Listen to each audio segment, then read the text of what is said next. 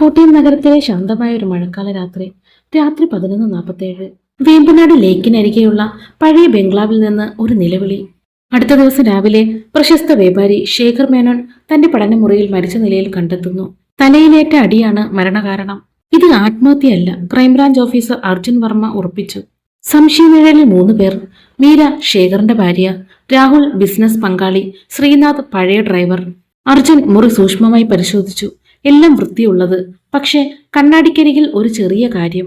രക്തത്തിൽ പതിഞ്ഞ ഒരു ഫിംഗർ പ്രിന്റ്. ജനാലപ്പടിയിൽ ചെറുതായി നനഞ്ഞ ചെളി. കൊലയാളി ഇവിടെ നിന്നാണ് നോക്കിയത്, അർജുൻ ചിന്തിച്ചു. അവസാനം കണ്ടെത്തിയത് അതിശയിപ്പിക്കുന്ന സത്യം.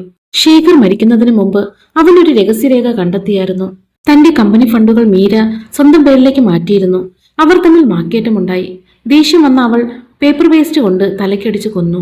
അർജുൻ പറഞ്ഞു, കുറ്റകൃത്യം എത്ര പൂർണ്ണമാക്കിയാലും ഒരു ചെറിയ നിഴൽ എവിടെയെങ്കിലും ബാക്കിയാക്കും.